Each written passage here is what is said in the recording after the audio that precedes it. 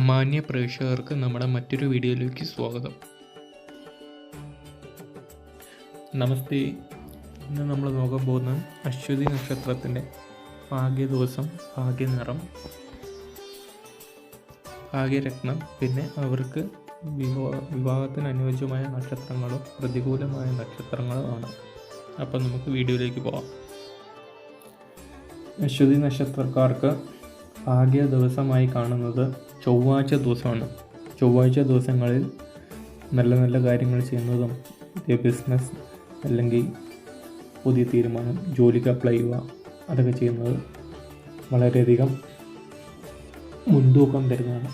പിന്നെ ഭാഗ്യ നിറമായി കാണുന്നത് ചുവപ്പ് നിറമാണ്. ചൊവ്വാഴ്ച ദിവസം ചുവപ്പ് വസ്ത്രം ധരിക്കുക മുതലായവ നല്ലൊരു ഗുണമായാണ് കാണുന്നത്. പിന്നെ നമുക്ക് ഭാഗ്യ ദിവസമായി കാണുന്നത് 7, 16, 25 ദിവസങ്ങളാണ് ഭാഗ്യ ദിവസമായി കാണുന്നതും.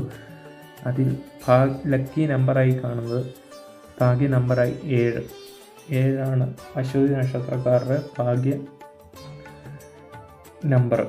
പിന്നെ ഇവർ ധരിക്കേണ്ട രത്നം എന്തെന്ന് വെച്ചാൽ വൈഡൂര്യ രത്നം ധരിക്കുന്നത് വളരെയധികം നല്ലതാണ്. പിന്നെ നമ്മൾ വിവാഹാലോചന നോക്കുന്നവർക്ക് സ്ത്രീകൾക്ക് ചേരുന്ന നക്ഷത്രമാണ് എന്ന് പറയാൻ പോകുന്നത്. സ്ത്രീകൾക്ക് ചേരുന്ന നക്ഷത്രം അശ്വതി, ചോതി, മൂലം, പൂരാടം, തിരുവോണം, പൂരുരുട്ടാതി, ഉത്രട്ടാതി, രേവതി. ഈ 8 നക്ഷത്രമാണ് സ്ത്രീകൾക്ക് വിവാഹത്തിന് അനുയോജ്യമായ നക്ഷത്രം. പിന്നെ പുരുഷന്മാർക്ക് അനുയോജ്യമായ നക്ഷത്രം ഏതൊക്കെയെന്ന് വെച്ച് കഴിഞ്ഞാൽ അശ്വതി, ഭരണി, രോഹിണി, തിരുവാതിര, പൂയം, ആയില്യം, മകം, പൂരം, ഉത്രം, അത്തം, ചിത്തിര, ചോതി, വിശാഖം. വിശാഖം നമുക്ക് തുലാക്കൂറിലാണ് വരുന്നത്. ഈ നക്ഷത്രങ്ങളൊക്കെയാണ് പുരുഷന്മാർക്ക് വിവാഹത്തിന് അനുയോജ്യമായ നക്ഷത്രങ്ങൾ. പിന്നെ നമ്മൾ നോക്കുവാണെങ്കിൽ സ്ത്രീകൾക്കും പുരുഷന്മാർക്കും വിവാഹത്തിനോ ബിസിനസ്, കൂട്ടുകെട്ടുകൾ ഇതൊന്നും ചെയ്യാൻ പാടില്ലാത്ത 6 നാളുകൾ കാർത്തിക, മകയിരം, പുണർദം, വിശാഖം, അനിഴം, തൃക്കേട്ട. ഈ നാടുകളിൽ നിന്ന് കൂട്ടുകെട്ടുകളിൽ നിന്ന് അകലം പാലിക്കുക. പിന്നെ വിവാഹത്തിന് അനുയോജ്യമല്ലാത്ത നക്ഷത്രങ്ങളാണ്.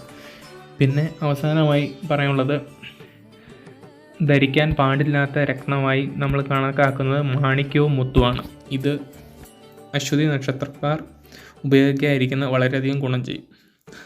നമ്മളുടെ ചാനലിന് കൂടുതൽ വീഡിയോകൾക്കായി സബ്സ്ക്രൈബ് ചെയ്യുക. കൂടുതൽ വീഡിയോകൾ നമ്മൾ അപ്ലോഡ് ചെയ്യുന്നതാണ്. നന്ദി, നമസ്കാരം.